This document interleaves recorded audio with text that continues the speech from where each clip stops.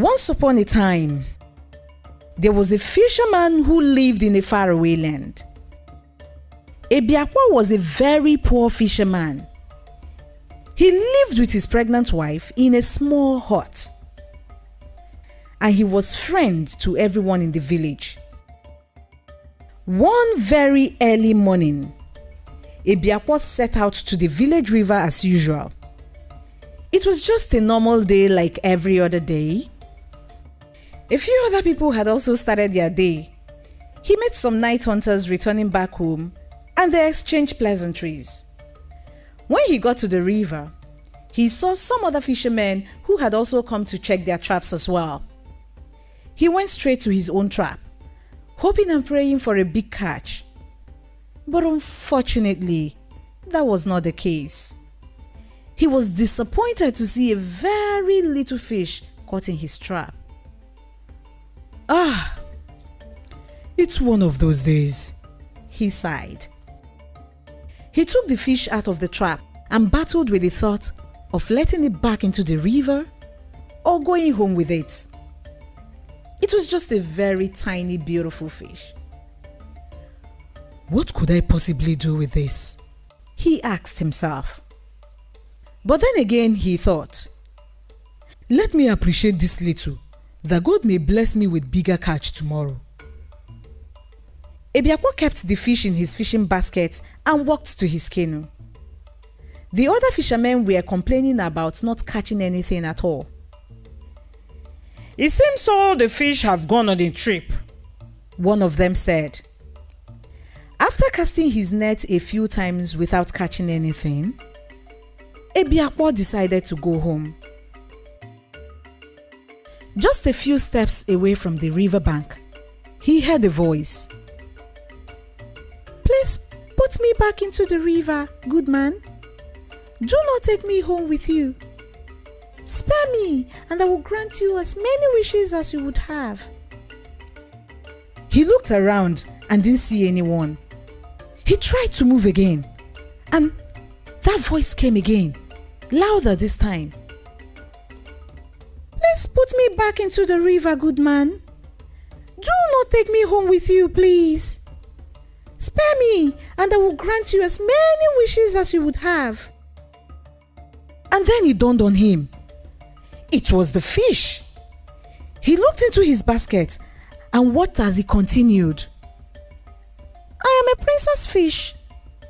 We came to this part of the river for a royal meeting, and that is why the other fish had to move to the other part of the river. Please, let me go, and I will grant you whatever you ask. Ebiakwa thought for a while and said, I have no wishes. I live with my pregnant wife and we are fine as we are.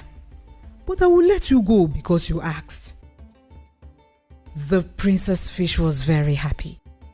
Thank you so much, good man. I won't forget this favor. Whenever you need anything, please come back here at the same time any day and call me out.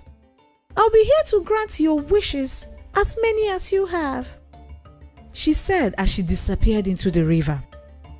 When Ebiakwa got home and told his wife about it, she became very angry. Oh, you think I'm comfortable? What sort of house is this we live in? Because I haven't been complaining? Go back and tell the princess fish that we need a big house, or I will leave your house and never return. The next day, Ebiakwa went back to the river at the exact time the princess fish had told him. Princess fish, he called. I have come to make a wish. My wife has asked that I wish for a big house. Oh, good man, the princess fish replied. Your wish has been granted. Go back home and you will see your wife in your beautiful big house. And do come back whenever you need anything else. Ebiakwa hurried back home and saw his wife in a beautiful big house. They were happy all day. The next day, the wife said, My husband, such a big house as ours should have very big and expensive things in it. See, The things we have in this house do not complement this house. Please go back to the Princess Fish and tell her we want very big and expensive property in our house. Ebiakwa set out to the river the next day.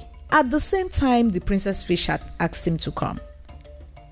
Princess Fish, he called out. I have come to make a wish.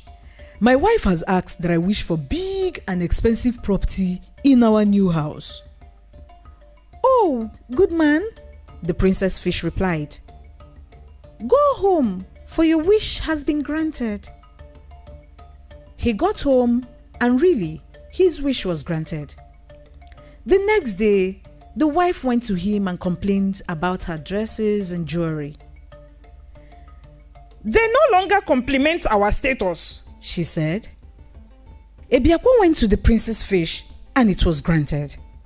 The next day, she complained about not having maids. I worked so hard that I saw my beautiful dresses, she said. Ebiakwa went again, and it was granted. The next day, she complained about not having security guards. We have so many expensive things in this house, and thieves may want to come and rob us, she said. Again, the Princess Fish granted this wish. The next day, she complained that the guards were too thin and had tiny legs. What can these ones possibly do? Go and wish for very strong and hefty guards, she said. Yet again, it was granted. It went on and on. She asked for practically everything. And then one day, she went to her husband. Now that we have everything, and we are richer than everybody in this village, including the king, go to the Princess Fish and tell her that you deserve to be the king, and I, your queen. Ebiakwa was not happy. The king is a good man. But he thought, if it will make her happy, I'll go. Ebiakwa went to the Princess Fish the next day, and the moment he made his wish known, the Princess Fish became very angry. I've had to tolerate you and your vain wife for too long. I've given you everything you asked for, but I can see that you are never satisfied.